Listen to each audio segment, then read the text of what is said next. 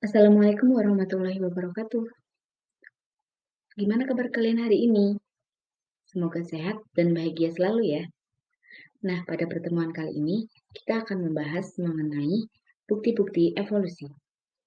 Tujuan pembelajarannya, peserta didik mampu menunjukkan bukti-bukti evolusi. Sebelum membahas lebih lanjut mengenai bukti-bukti evolusi, kalian tahu nggak sih apakah perbedaan sayap ayam dan sayap burung? Yap, benar banget. Perbedaan sayap ayam dan sayap burung terletak pada fungsinya, sedangkan persamaannya terletak pada bentuk asalnya.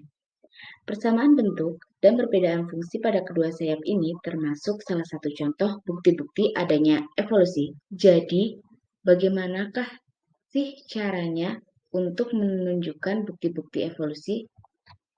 Bukti-bukti evolusi dapat ditunjukkan dengan adanya fosil, petunjuk biokimia, perbandingan anatomi, organ vestigial, domestikasi, dan perbandingan embriologi.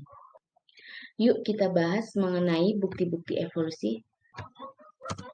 Yang pertama, fosil. Ini adalah contoh dari fosil kuda. Fosil kuda merupakan satu-satunya fosil yang paling lengkap. Nah, kalian tahu nggak sih apa itu fosil?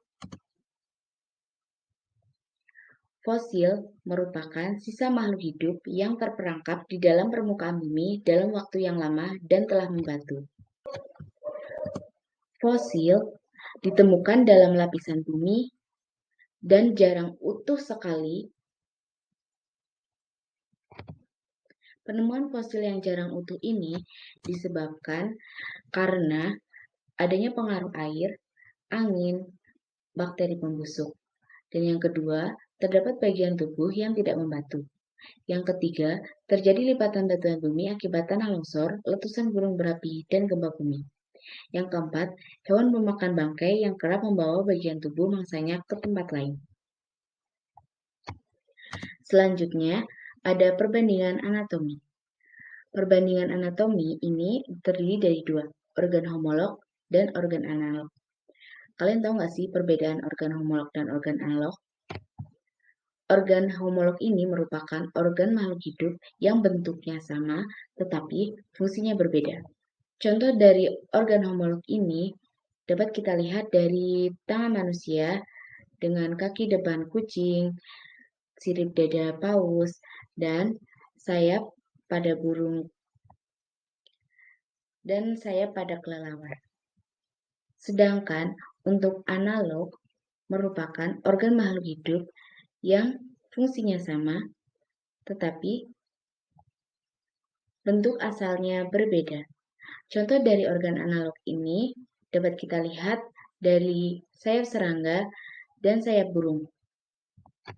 Selanjutnya, untuk perbandingan embriologi.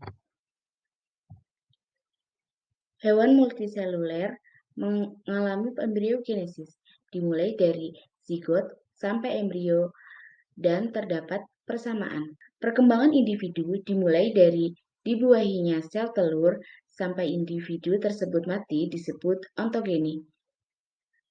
Dan sejarah perkembangan evolusi makhluk hidup disebut filogeni. Ontogeni ini merupakan filogeni yang dipersingkat.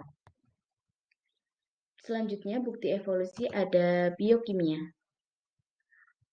Untuk mengetahui adanya kekerabatan melalui uji presipitin.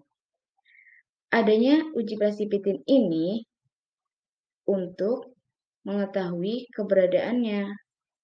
Jadi, semakin banyak endapan atau presipitin yang terbentuk, maka semakin jauh kekerabatan antara dua jenis makhluk hidup.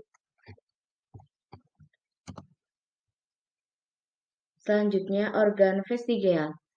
Organ vestigial atau alat-alat yang tersisa tidak digunakan lagi tetapi masih ditemukan. Contohnya, pada manusia terdapat tulang ekor mengalami rediment atau mereduksi mengecil. Terus ada apendik atau usus buntu. Apendik atau usus buntu ini bagian penting penghasil selulase. Selanjutnya, domestikasi atau variasi individu. Variasi individu dalam satu jenis dipengaruhi oleh kondisi geografi dan makanan.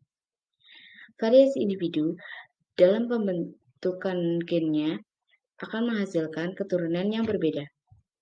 Adanya variasi tumbuhan dan hewan ini dimanfaatkan oleh manusia untuk memperoleh bibit unggul. Variasi individu ini menghasilkan keturunan yang semakin berbeda dengan nenek moyangnya. Dapat kita lihat dari gambar di sini yang semakin berbeda dengan nenek moyangnya. Cukup sekian yang dapat saya sampaikan mengenai bukti-bukti evolusi. Semoga bermanfaat bagi teman-teman semuanya. Assalamualaikum warahmatullahi wabarakatuh.